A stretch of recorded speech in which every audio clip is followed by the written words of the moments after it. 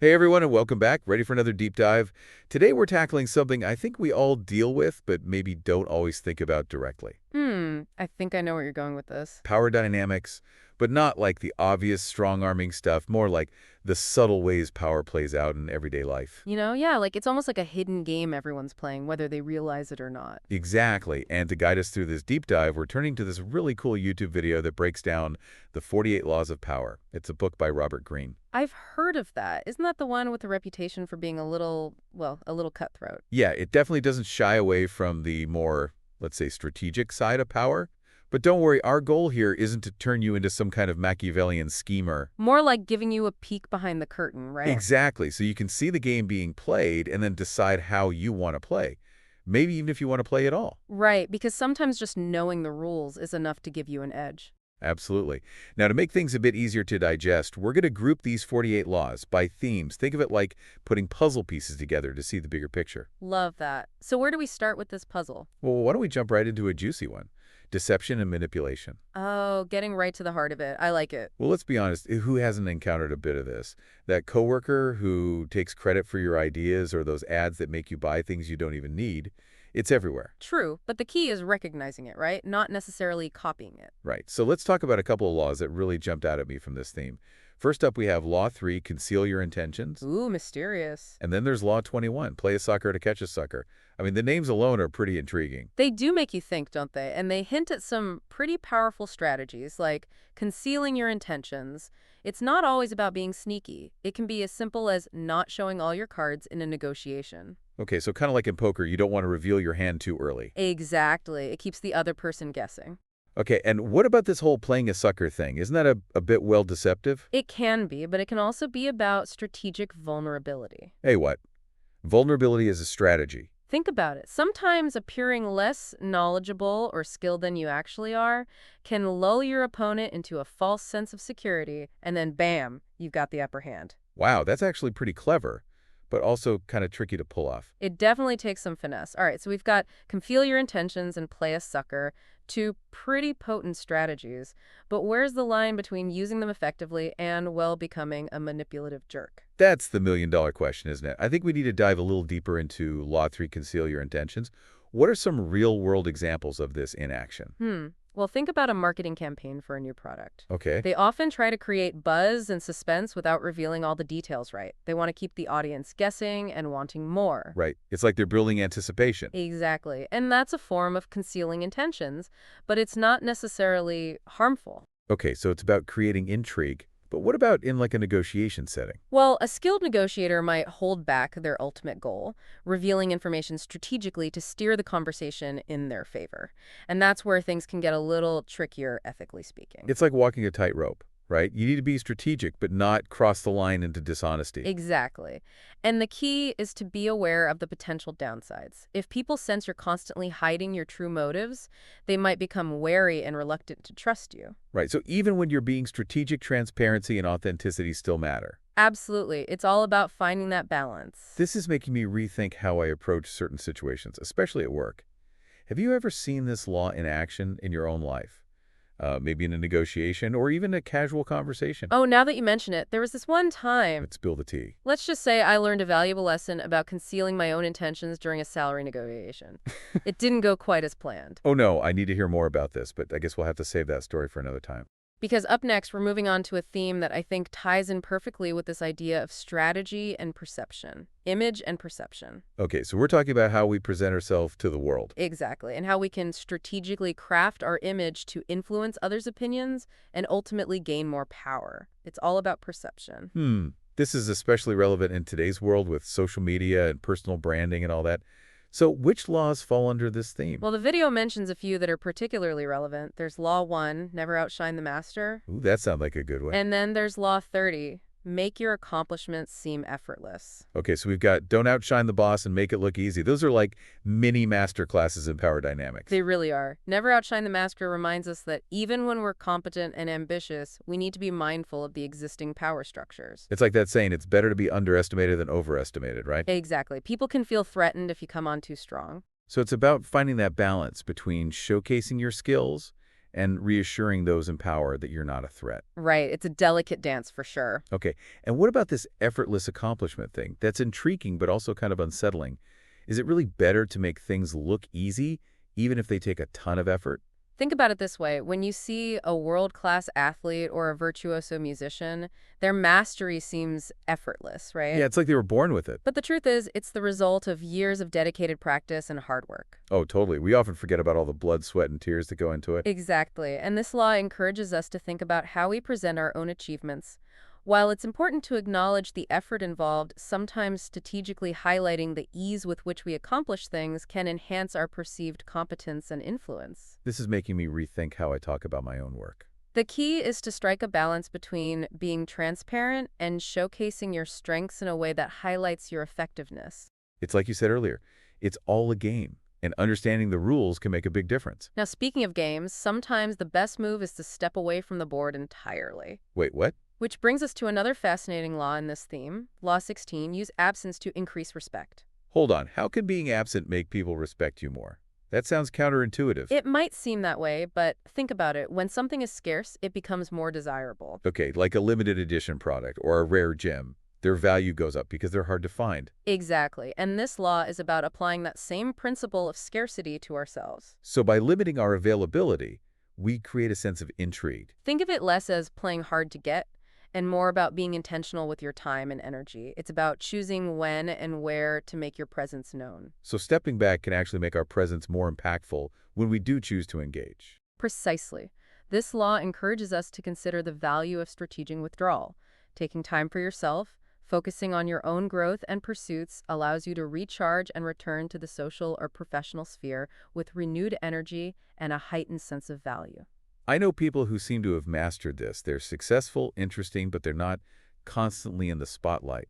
Maybe they've figured out the power of strategic absence. It's definitely a possibility. This law reminds us that power isn't always about being the loudest voice in the room. Sometimes it's about knowing when to step back and let others miss you. This is a game changer. What are your thoughts on this? Have you ever noticed this dynamic in your own life? Maybe someone who commands respect without needing to be the center of attention all the time? Absolutely. In fact, Ooh, tell me more. This is getting good. well, let's just say I've seen this play out in some pretty interesting ways, but we're going to have to save that story for after a quick break. Because when we come back, we're diving into the theme of strategic thinking and action, where the rubber meets the road in this game of power. Don't go anywhere. So before the break, we were talking about strategic absence, right? How sometimes stepping back can actually make you more powerful. Right, it's like you're more noticeable when you're not around all the time. Exactly, but stepping back doesn't mean you just sit around twiddling your thumbs. So it's not about being passive. Nope, it's about choosing your battles and planning your moves strategically. Which brings us to our next theme. Strategic thinking and action. This is where the rubber meets the road in the game of power. Okay, so now we're getting into the actual planning part of the game. Bring on the strategy. That's right. This theme is all about using your brain power to achieve your goals. It's about thinking several steps ahead like a chess master. Ooh, I like that analogy. Anticipating your opponent's every move. So in this theme, which laws really stood out to you? Well, the video highlights a few that I think are particularly important. There's Law 29, plan all the way to the end. Okay, so have a plan. And Law 35, master the art of timing. Timing is everything, right? Absolutely. And these laws really emphasize that success isn't just about luck or talent. It's about making calculated moves and adapting to changing circumstances. So let's break those down a bit. What does it mean to plan all the way to the end? It's not just about having a destination. It's about mapping out the entire journey and being prepared for any detours or roadblocks along the way. So having backup plans, thinking through all the possible scenarios. Exactly. You need to have a clear vision of your goal and then meticulously plan how to achieve it. Okay, that makes sense. And what about this mastering timing thing? How do you know when the right moment is to make your move? Well, that's where the strategic thinking comes in. It's about analyzing the situation, weighing the risks and rewards, and trusting your gut. But isn't waiting for the perfect moment kind of risky? What if the opportunity never comes or someone else beats you to it? It's a balancing act for sure, but think about a skilled investor. They don't just jump in and buy any stock that looks good. They wait for the optimal time to buy or sell based on market trends and analysis.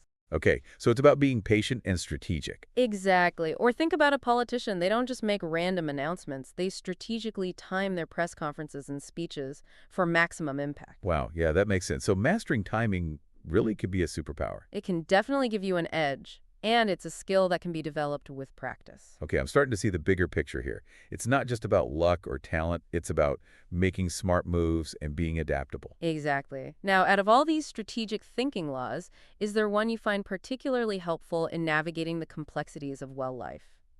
That's a good question. There are so many good ones. I think Law 23, concentrate your forces, is incredibly relevant for everyone regardless of their goals. It highlights the importance of focus and prioritization. Oh, focus and prioritization, two things I definitely struggle with. Tell me more about how this law applies to power dynamics. Well, this law basically argues that trying to do too many things at once can actually make you less effective. Oh yeah, I've definitely been there, spread myself too thin and ended up accomplishing nothing. It happens.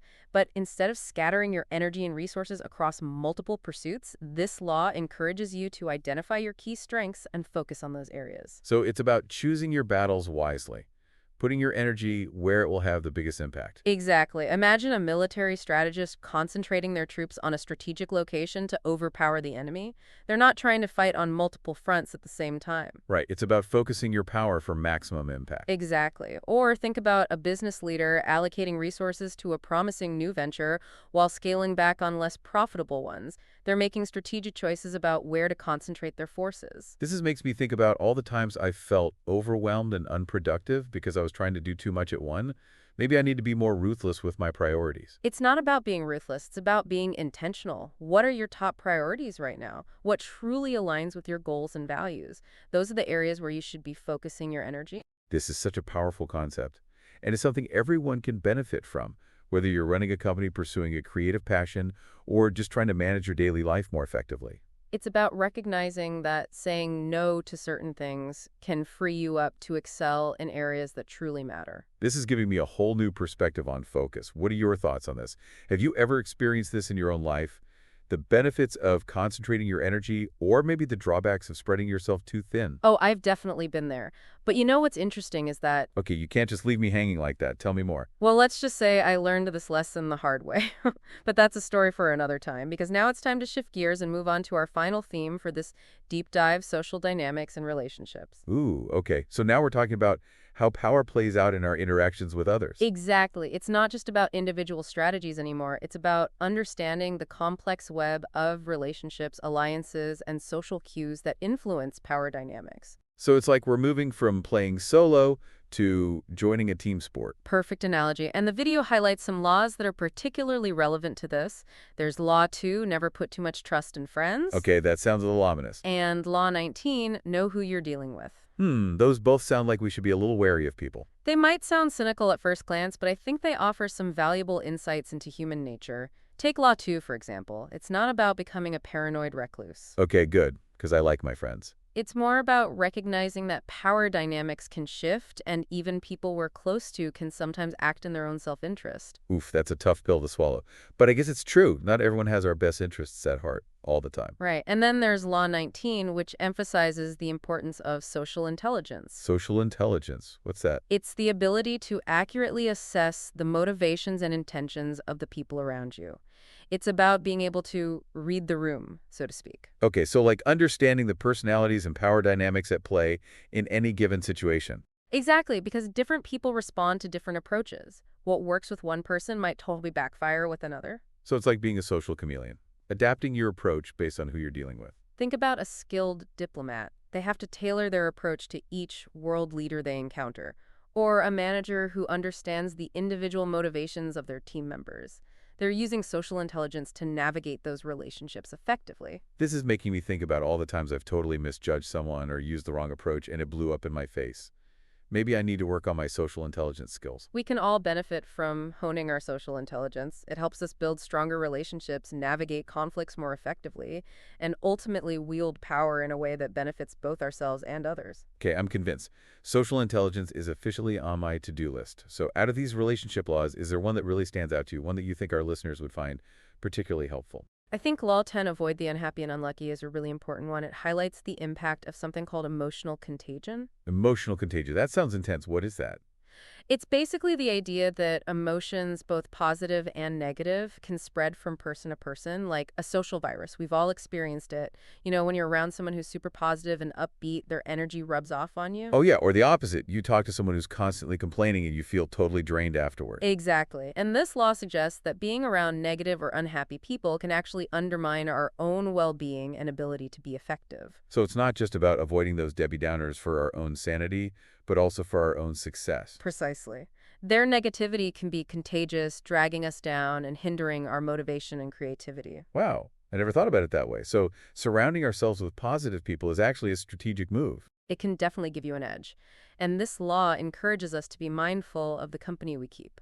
Our social circle can have a huge impact on our emotional state, our outlook on life, and our ability to achieve our goals. This is making me reevaluate my own social circle. It's not just about liking someone. It's about whether their energy lifts us up or drags us down. Exactly. Now, have you ever noticed this in your own life? How someone's mood or energy can rub off on you, either positively or negatively? Oh, totally. It happens all the time. In fact, there was this one time. Ooh, a story. Do tell. Well, let's just say I learned the hard way about the power of emotional contagion. But you know what? It's time to wrap things up for today. We've covered a lot of ground in this deep dive. From sneaky tactics to social intelligence to the power of focus. It's been quite a journey. It has, and we've only just scratched the surface. There's so much more to explore in Robert Greene's The 48 Laws of Power. Exactly. If you're intrigued by what we've discussed today, we highly recommend checking out the full book. It's a dense read, but it's packed with fascinating historical examples and really nuanced insights into the dynamics of power. And remember, knowledge is power, but only when used wisely. Choose your moves carefully, and may the force be with you. Until next time, fellow knowledge seekers, stay curious, stay engaged, and never stop questioning the world around you. So you were about to tell us about a time you learned about emotional contagion the hard way. Oh, right. Well, it actually involved a coworker, super negative person, always complaining about everything. I think we all know that type. Yeah, and at first I tried to be supportive. I thought maybe they just needed someone to vent to. It's natural to want to help. Right. But after a while, I started to realize their negativity was really rubbing off on me. That's how it works, unfortunately. It can be really insidious. It was. I started dreading going to work, and I found myself getting more pessimistic about things in general. Yeah, it can really seep into other areas of your life. Exactly. And it took me a while to realize what was happening, but once I did, I knew I had to distance myself from that negativity, for my own sanity and well-being. It's not always easy to do, especially if it's someone you work with closely. No, it wasn't. But I had to set some boundaries. And you know what? Once I did, I felt like a huge weight had been lifted off my shoulders. It's amazing how much of a difference it can make. It really is. So yeah, that was my crash course in emotional contagion. Well, it sounds like you learned a valuable lesson. I definitely did. Okay, so we've talked about a lot of these laws of power and how they can be applied in different situations. But it's important to remember that ultimately, power is a tool. A tool that can be used for good or for evil, I guess you could say. Exactly. And as we discussed at the beginning, our goal wasn't to turn everyone into master manipulators. It was more about understanding the dynamics of power and how they play out in our lives. Right, because knowledge is power, but it's up to each individual to decide how they want to use that knowledge. So what are your final thoughts on all of this? Do you think understanding these laws of power makes us more resilient or more cynical? That's a tough one. I think it can be a bit of both, honestly. How so? Well, on the one hand, it can definitely make you more aware of the games people play and the subtle ways power is used to influence and manipulate. And that awareness can be empowering. It can help you protect yourself from being taken advantage of. Right. So in that sense, it can make you more resilient. Like you're less likely to fall prey to these tactics. Exactly. But on the other hand, I think it's also possible for this knowledge to make you more cynical. Like you start to see power dynamics everywhere and you lose faith in people's genuine intentions. Yeah, I can see that. It's like you start to assume everyone has an ulterior motive. Right. And that can lead to a pretty bleak outlook on life. So how do we strike that balance then? How do we become more aware of power dynamics without becoming jaded or disillusioned?